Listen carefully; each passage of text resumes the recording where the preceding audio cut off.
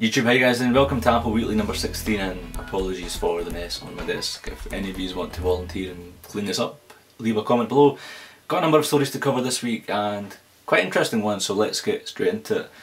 The first story of the week is in relation to the ongoing dispute between Intel and Nvidia. A lot of uproar in the community when Apple launched the new MacBook Airs and they were still using Core 2 Duo processors. People were like, why are you still using Core 2 Duo processors and so on. The reason behind that was because Intel and Nvidia have a licensing dispute, and so basically what Apple cannot do is have a Core i3 processor in the MacBook Airs and then have Nvidia graphics card. You may be like, okay, so why don't Apple just put a Core i3 processor in here and then use the Intel HD integrated graphics card? And to be quite frank, it's absolutely rubbish, the Intel HD graphics card. I had it, my first MacBook unibody wasn't Intel HD, and it was kind of horrible, and if this had Intel HD, it probably wouldn't play Call of Duty 4 and all those games that I was testing out on this new one. So basically what Apple thought, okay, we'll use the Core 2 Duo processors and kind of gain the speed up using the graphics card. Partially the success of the MacBook Air in terms of speed, why it's so fast, is not only the flash drive but the Nvidia graphics card as well. The purpose of this story is that Intel and Nvidia have apparently, under the kind of hood, come to an agreement and they've settled their dispute. And the interesting part is this, the next upcoming version of the chipsets by Intel, codenamed Sandy Bridge, are due to be released next year. And there's rumours that Apple are going to be using these Sandy Bridge processors, but here's the interesting thing. They're not going to rely on Nvidia, they're going to be using Intel's integrated graphics card, which have apparently improved significantly for Apple to say, okay, we don't need Nvidia, we'll just stick with Intel. And this Intel HD graphics better be good, in my opinion.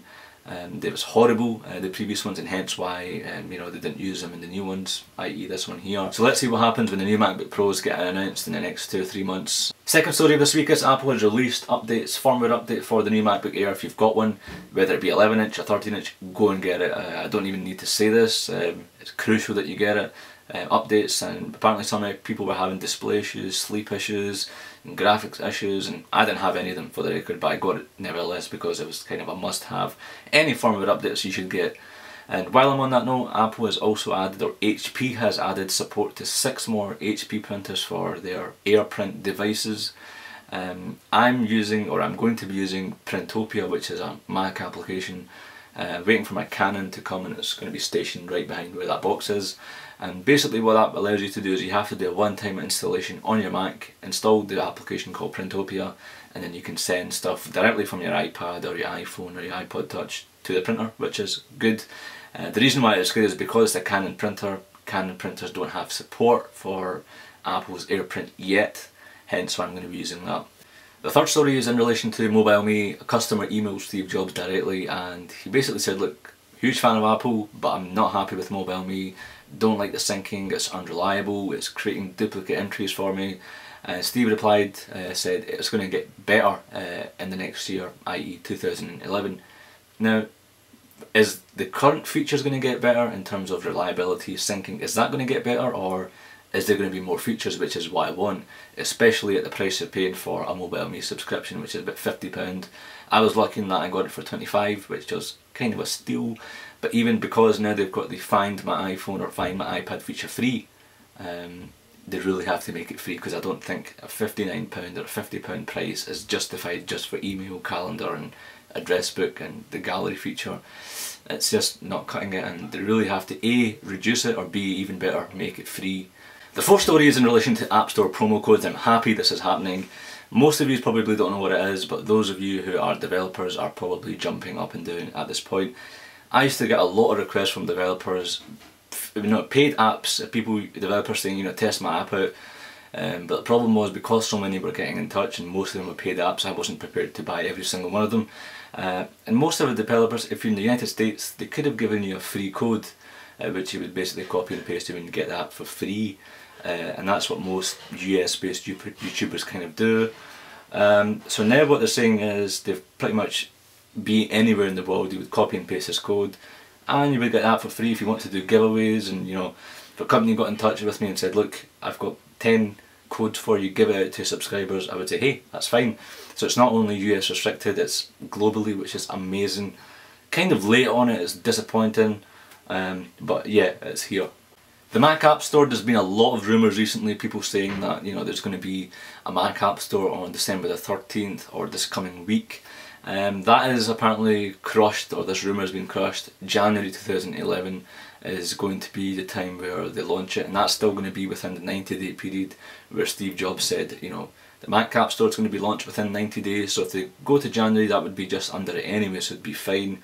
I'd rather they spent time on it, they work on it, rather than, you know, doing a half-arsed attempt on it. So I'm really looking forward to the Mac App Store and looking to buy individual apps rather than whole packages, and going to be interesting to see what developers bring to it, and the whole controversy of no demos, no trials, you know, full and final things. So let's wait till January and see what happens, or maybe next week. Might get a surprise, but I'm thinking it's going to be January when they do it. And of course the next story is in relation to the iPad 2, which is due to be released in the February time, I think would be the right time. iPad 1 was announced end of January, released in April. Originally meant to be shipping in March, but because of the delays it had a knock-on effect in every region. So, and plus they don't want to have too close a time frame between the iPad 2 and the iPhone 5 like they did last year. I think that was a bit of a disaster personally. In the UK I remember there was pretty much literally a month in between those two devices as in launches, so I don't think they'll be making the same mistake again. February, end of January is probably the right time to have iPad 2 out, especially when the BlackBerry Playbook and other competitors are going to be launching their versions. Purpose of the story is case manufacturers have been launching their cases, and again it's all the same things. Rear facing camera, FaceTime, better display. Of course you can't really have a case with better display, but you get the point. Lighter, thinner, SD card slot. I personally can't see them having a rear camera on the iPad, it doesn't make any sense. I can't really see someone holding up an iPad and taking a photo.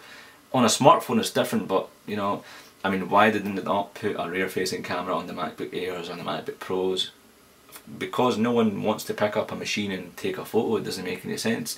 Yes, it makes sense to have a FaceTime camera, and no doubt we will be seeing that. A better display, the carbon material that they're going to use in order to make the weight of the iPad 2 lighter, bonus. But Reuters again adding voice, who of course are quite reputable in their information and their media organisation, even though that can probably be argued.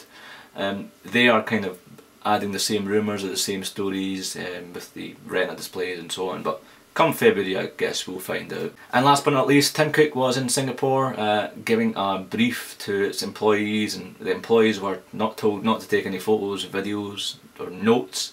But despite that, someone managed to take this photo, and you sort are a legend. And if any of you happen to be in that conference call, if you can leave a comment as to what happened, that would be great. He's an often or a frequent visitor to Singapore, so really interesting as to what happened. Looks like more of a keynote, to be honest. Could they be doing something special? Who knows?